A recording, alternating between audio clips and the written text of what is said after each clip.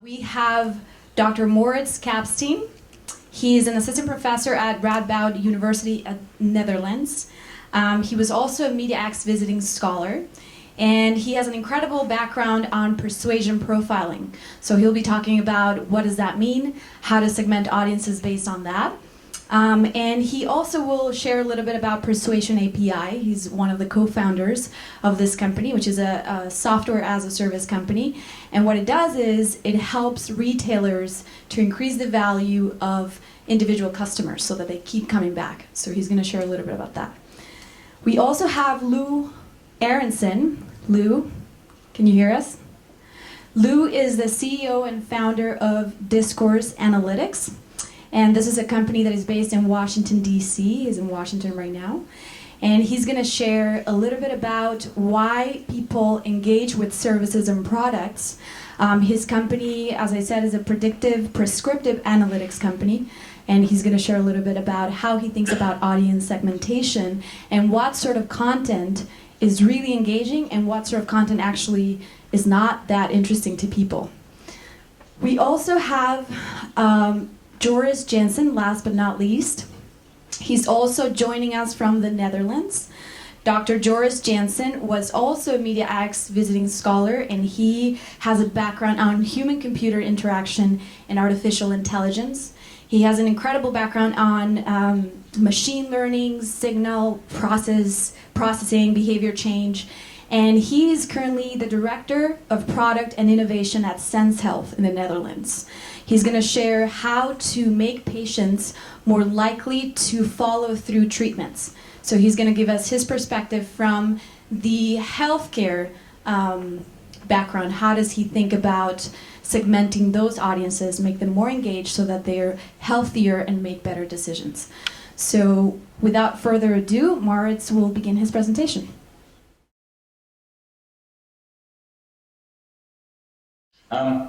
A bit of background about myself. Assistant professor artificial intelligence at Radboud University, also the founder of a company called Persuasion API, and at some point I wrote a book called Digitale Verleiding, a Dutch book, but it's about to appear in the US market as well in December 2014. So I'm just kind of briefly pitching it to you. But I wanted to just briefly introduce what my research work is about and a bit about what the company does.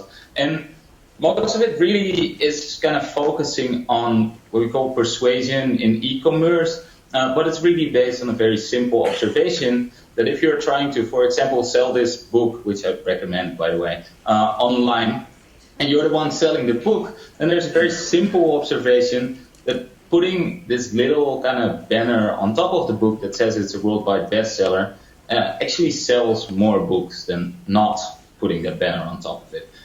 So this is a really minor change in content that actually has quite a big effect on how people respond to it. And really, if you just do these studies, and which are very easy to do online and compare these things, you'll find that willingness to pay increases by about 30%, probability of purchases somewhere in the 5 to 25% region, just by placing this very small banner on top of a product. And actually why this works is because that idea of saying that something is a bestseller is an implementation of what's called an influence or persuasive strategy. And this specific instance happens to be an implementation of social proof of the idea that people are inclined to do what other people do. So the moment that I say that something is a bestseller, I indicate that other people have bought the product, and it makes it more likely for people to buy it. Now, this is not new, and these persuasion strategies have been identified in social psychology and marketing, and they're used everywhere, and there's more of these things. So this is not just social proof saying that things are bestsellers, but for example, you can also use what's called the scarcity principle, say that things are almost out of stock, or the authoritative principle, for example, the book is recommended by the New York Times. There's all kinds of different arguments that you can use, and each of these basically, the way we like to think about it, implement different persuasion strategies. So these different pieces of content, which are different pieces of content, in this specific case, to basically sell one product, but in different types of ways. These different pieces of content we can think about, we can categorize them, and we can categorize them into these persuasion strategies. And that's where a lot of my own research started was, well, there's a bunch of work showing that these things are effective on average, meaning that if I take a group of people and pitch a book using this social proof argument, saying that it's a bestseller, I'd actually sell more. But I became very interested in how does this play out at the individual level. And here, I think really the internet and e-commerce more specifically actually provides a great opportunity for academic research to study human decision making. And what we started doing was actually taking books, taking music albums that were sold online and looking at how different implementations of these strategies, so for example, saying that things are bestsellers or that products are almost out of stock, how this would play out for individuals. And one of the first things that I did actually when I was myself still working at Stanford, together with Dean Eccles, is that we took a number of people through an experiment where we confronted them with different books, different questions, and basically what we're trying to do is for each individual see how they responded to these different persuasive messages. So instead of just looking at kind of the behavior of groups, we were trying to look at individuals. And what we found were kind of really cool plots. I think it's a cool plot, not everybody agrees. But basically what we found is that we were able to, in this kind of online study, replicate these average effects, in the sense that indeed, if we were pitching products saying that these were bestsellers, or if we were pitching products and saying they were recommended by the New York Times, we would actually, on average, sell more. However, what we also found, and this was only possible by our ability to check individual people over multiple points in time, was that there's large variation in how people responded. And with large variation, I really mean variation up to a level that there's quite a number of people that seem to respond negatively to some of these messages, meaning they'd actually be less inclined to buy a book if I was saying that it was a bestseller. And that kind of got us to the conclusions that, well, these persuasive strategies that are known, they have significant and large main effects or average effects. However, there's large differences between individuals. And we actually followed up on these studies trying to see, well, how are these differences? Are they stable over time? Are they specific to all of the strategies? And what we started finding was kind of an image where we were finding that we could identify individual people that had preferences, according, or at least preferences expressed through their buying behavior for specific strategies, and that these preferences were relatively stable over time. And that got us to the idea of building what we started calling persuasion profiles. A persuasion profile basically being a summary for individual people of our estimates of how well these different strategies work for individual people. So this is really a description of how people seem to respond to these strategies. And what we're starting to do is kind of track how well do these strategies work, so how well do these different messages work, and how sure are we of our estimates. So we're kind of starting to visualize profiles the way that's on the slide now. It's estimations of, for example, for this person, apparently the consensus persuasive strategy, just one of these types of messages, works well, and we're pretty sure of our estimate there. And from that persuasion profile, we started thinking about how to actually use these online. And this is kind of my more recent work is can we actually kind of estimate these types of profiles based on browsing behavior, based on a stream of data that's coming in from somebody browsing an e-commerce website. We started actually trying to build these profiles dynamically in data streams, and then started working on, and sorry I'm a bit quick, but I have to finish this stuff. There's more people talking and sharing their ideas. We also had to solve this problem of given that I have a profile, some uncertain estimate of which of these messages actually work well, then which of the messages will we actually show effectively in e-commerce. So we started to build basically all of the mathematical modeling behind, given that we know that individual people respond differently to these distinct persuasive strategies, can we learn this and make decisions in real time? And that became, on one hand, a driver for a bunch of my research, but also on the background, basically the back end of what we're doing with the company. And what we're doing with the company is providing a SaaS, so software as a service solution, to actually tailor or personalize persuasive messages that are used in e-commerce platforms in real time for individual customers. And this is just just one of the multiple things we're running. We have over 50 clients running live, and I think by now we have over 100 million of these profiles of different people, primarily in Europe, by the way. Where we're finding that if you're actually able to tailor content this way, basically tailoring the persuasive or sales arguments that you're using based on individual behavior of people, we can actually get an increase in click-through, an increase in spending, and an increase that's growing the moment we learn more about individuals. So the more we observe individuals, the more data we get, we're actually able to make better and better decisions. Now, that was my brief kind of pitch of what we're trying to do with persuasion profiling. I hope I didn't confuse you too much with a few of the kind of more mathematical learning slides in between. But what we're trying to do is see on the level of influence tactic, persuasive tactics, can we learn how individuals behave and tailor in real time the offerings that we're making. So that's where I'm going to close down and kind of leave it up to the rest of the panel again. Thanks. Okay, everybody. So my name is Lou Aronson. Susanna decided they needed somebody who wasn't a PhD on the panel, and that's me. I'm the CEO and founder of a company called Discourse Analytics, and we are a predictive analytics company, and what we do is we find out the why. The why, in our opinion, in our models, drives human behavior. We aren't so much concerned about finding the correlations between person A and their action, as much as what those behaviors, when manifested, demonstrate the cause of someone to take an action. I don't bank at my bank. I don't watch certain shows. I don't drive my car because I'm a white male.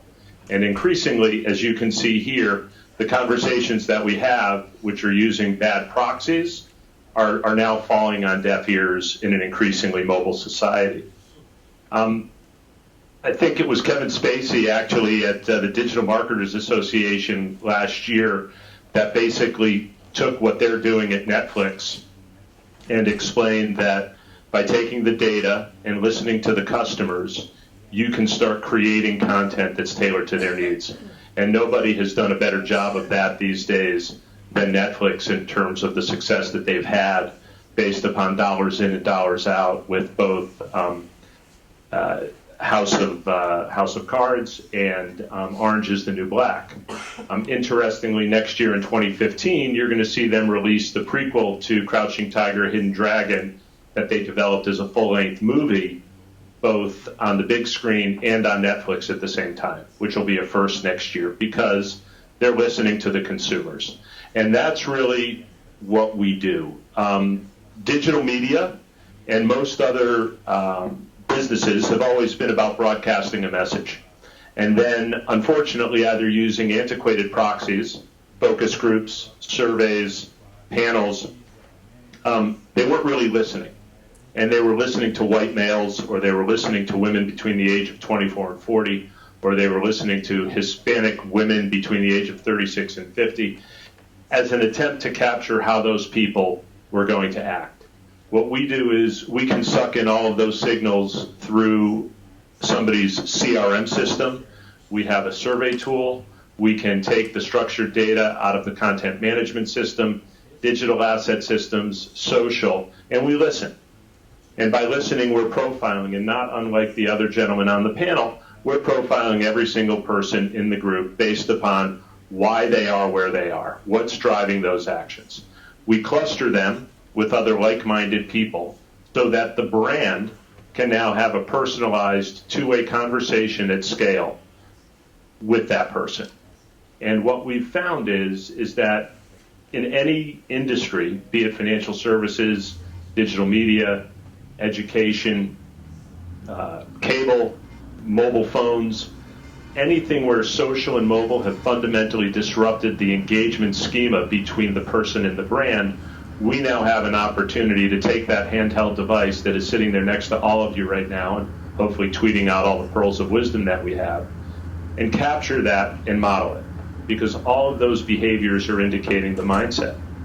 And mindset becomes essential, because if you can lock in on somebody's mindset, you can figure out what's causing them to do what they can do, and you can take them along a more relevant journey, a more contextual journey, build more loyalty and trust over time.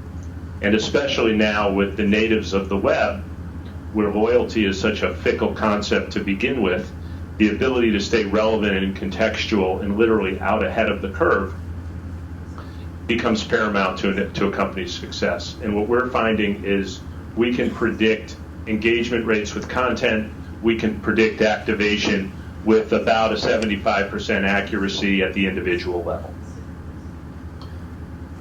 The reason the predictive rules become important is when you take an individual user and you put that user inside of a cluster, then what you start having the power to do is using the power of one to model many and many to model one.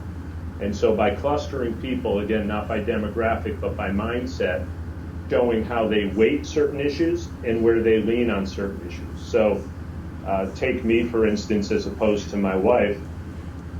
When it comes to my Verizon wireless service, I weight bandwidth and call quality paramount to anything. My wife weights price. Two very, very different drivers in terms of our conversation. So when Verizon is talking to me and I'm complaining, they should talk to me about the quality of the network. And then in the digital media space, once you find out what to talk to people about, whether it's offline with a customer call center or online through a digital environment, you can start curating and personalizing content stream either on an individual basis or on a personalized basis to a cluster, all the while to increase engagement and keep a conversation going over time. And what you can see is by using time as a variable for weight, so price sensitivity, I might be very price sensitive and Maurits might not be, but we both weight price the same way. You'll be able to see on a spectrum how people fit in. We pulled a customer out of our database here, and you can see that back in October of 2012, this individual weighted quality paramount to all other, call quality paramount to all other drivers, and this customer was very unhappy. But by the time 2013 came around, probably because a couple of towers were dropped into place, the responsiveness for call quality went up. And that's us. So now I'll hand it over to Joris, and we'll go from there.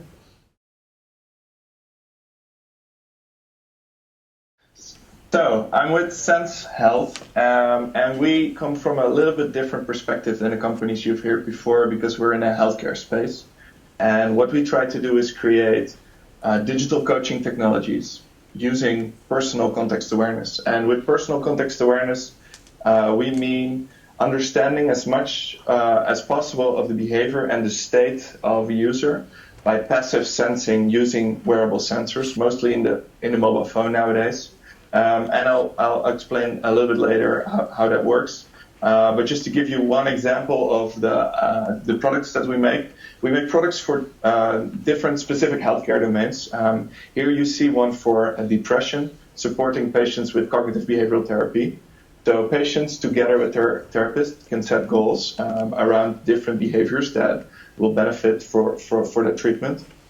So think about regularly sleeping, being active throughout the day, meeting friends and family a few times a week, eating regularly. These goals appear in the app the patients get. And the app in the background, passively, without any user input, tracks the patient's progress towards their goals, and also coaches them based on their progress. It gives positive reinforcement when things go well. It gives advices when things are maybe not going so well. And it also escalates towards the therapist when that might be necessary so that the therapist can intervene. So instead of having the therapy only once a week in the therapist's office, now the therapy is with the patient 24/7, actually. And in the same vein, we have products for other healthcare domains as well. So think about rheumatoid arthritis, where behavior is very important. Think about coaching for jet lag and shift work, so to support people with their biorhythm. Think about different anxiety disorders and and more like these kind of things. So we have specific products for all of these. And all these products, they use this personal context awareness technology. And I'll give you one example of how we do that. So here you see some signals coming from smartphone sensors. In the bottom, you see a tri-axis accelerometer, so basically the movement sensor that is in your smartphone around the X, Y, and Z axis. And on the top, in the purple graph, you'll see the ambient noise level that we get from a smartphone's microphone.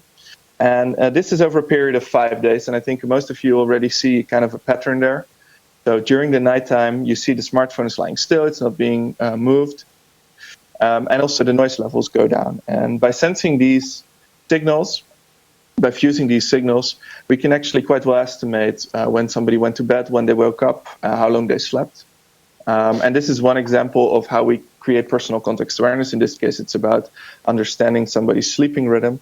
We can do similar things with social interaction, with what somebody's mood is or their emotions from the voice from the microphone in the smartphone, different types of activities, where they live, how much time they spend traveling.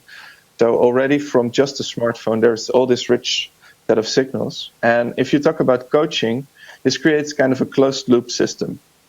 So on the one hand, we have these products, these apps, that coach a user through messaging. And on the other hand, we can immediately see how a user responds behaviorally to these messages. So for instance, if we're trying to coach somebody to sleep longer or sleep better, we can send them these messages and we can immediately see how they respond. And this is very interesting when you start thinking about segmentation. As the speakers before me and probably as the audience is very well aware, people are very different, and to touch these people and to engage them, you need to send them different styles of messages. So to give a very, very simple example, think about, let's say we want to trigger somebody about cardio. You can say to a very action-oriented people, you can say something like, challenge yourself with cardio workouts, whereas to a more analytical person, a message like 3 scientifically proven reasons for cardio might resonate more. And again, for a third person who is more emotional, a sentence like experience the positive feelings after cardio training might resonate more. And this is a very simple example. And in fact, all our coaching content and also sometimes our interfaces are completely tailored into different styles. So we have always 3 or 4 different styles of messages and of interfaces that we use. And because we have this closed loop system, we don't actually need to, ask the user any questions. We can learn from how they respond to these messages, which style works the best for them. So in the beginning of their use, we explore different styles by just giving them different types of messages. And by seeing how they respond, we change the message style that suits best for them to increase their engagement and that results in sustainable behavior change. So that's sort of our take on segmentation and user engagement in a healthcare space. I think what is really nice about this is that it also makes patients feel less like a patient and more like a person, because they really feel like we tailor to them as a person, and they don't feel like a patient as much anymore as they are normally treated by the healthcare system. Thank you, So if you'd like to Joris. know more, feel free to get in touch with me, and I'm looking forward to your questions. Thank you very much.